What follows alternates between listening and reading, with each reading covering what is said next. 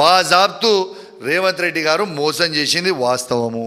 నేను ఇంకోటి కూడా అడుగుతున్నాను రేవంత్ రెడ్డి గారిని, మీరు బీసీల గురించి ఇంత పెద్ద ఎత్తున మాట్లాడుతూ ఉన్నారు, సంతోషం, దానికి మా పార్టీ కూడా మద్దతు చేస్తున్నారని మేము బాజాబ్తు చెప్తున్నాం. మరి వైస్ ప్రెసిడెంట్కి మన బీసీ బిడ్డ అయిన విహెచ్ హనుమంతరావుని ఎందుకు నిలబెట్టలేను? నిలబెట్టేది ఉంటుంది కదా విహెచ్ హనుమంతరావు గారిని. నీకు బీసీల మీద ప్రేమ ఉన్నప్పుడు, బీసీలకి నిజంగా న్యాయం చేయాలనుకుంటున్నప్పుడు, ఇలా బీసీ బిడ్డ అయిన మన తెలంగాణ బిడ్డ అయిన విహెచ్ హనుమంతరావును నువ్వు ఎందుకు నిలబెట్టలే? ఆయన కూడా సీనియరే కదా, చాలా సీనియర్ కదా కాంగ్రెస్ పార్టీలో. దాని తర్వాత ఆయన కూడా పెద్ద బీసీ బిడ్డ కదా, ఎందుకు నిలబెట్టలే?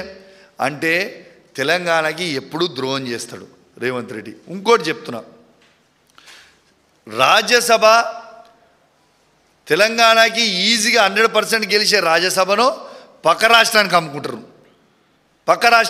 అమ్ముకుంటాడు అభిషేక్కి. తెలంగాణ బిడ్డకి ఎందుకు ఇవ్వలే మరి నువ్వు ఆ రోజు పక్కా వచ్చేటోనికి? అంటే ఎందుకంటే ఈయనకు తెలంగాణ మీద ప్రేమనే లేదు.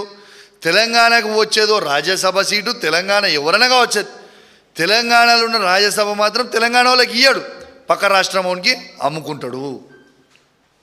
ఇవన్నీ వాస్తవాలా కాదా? ఒక్కసారి ఆలోచన చేయండి. మరి ఎలక్ట్రానిక్ మీడియా, ప్రింట్ మీడియా మిత్రుల్ని కూడా నేను దయచేసి కోరుతా ఉన్నాను, ఇది ఖచ్చితంగా మీ అందరూ కూడా అద్భుతంగా చూపించాలని నేను మనస్ఫూర్తిగా కోరుకుంటా ఉన్నాను.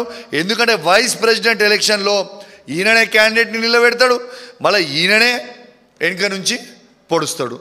అంటే రేవంత్ రెడ్డి గారి నీచమైన బుద్ధి అనేది దీని ద్వారా యావత్ తెలంగాణ ప్రజలకి తెలవాలని, మీరు దయచేసి మంచిగా చూపించాలని నేను కోరుకుంటూ సెలవు తీసుకుంటా ఉన్నాను. జై తెలంగాణ, జై కేసీఆర్. ఇక వాళ్ళ పర్సనల్ ఫ్రెండ్స్ కాబట్టి వాళ్ళ పేర్లు చెప్తే మంచిగా ఉండదు. ఈ మెటీరియల్ కూడా అంతా వాళ్ళే ఇచ్చిర్రు నాకు. ఈ మెటీరియల్ నువ్వు చూసుకోరా బాబు అని మెటీరియల్ కూడా అందరూ వాళ్ళే ఇచ్చిర్రు ఈ మెటీరియల్ అంతా, లేకపోతే ఈ మెటీరియల్ నాకు ఎక్కడిది వచ్చేది? ఇక వాళ్ళ పేర్లు చెప్తే దోస్తాన్లో ద్రోహం అవుతుంది కాబట్టి రేవంత్ రెడ్డికి ద్రోహం చేసుడు అలవాటు ఉంటుంది, కానీ కౌశిక్ రెడ్డికి ద్రోహం చేసుడు అలవాటు ఉండదు. Thank you very much. Electronic media, print media మిత్రులందరికీ కూడా నా నమస్కారాలు తెలియజేస్తా ఉన్నాను.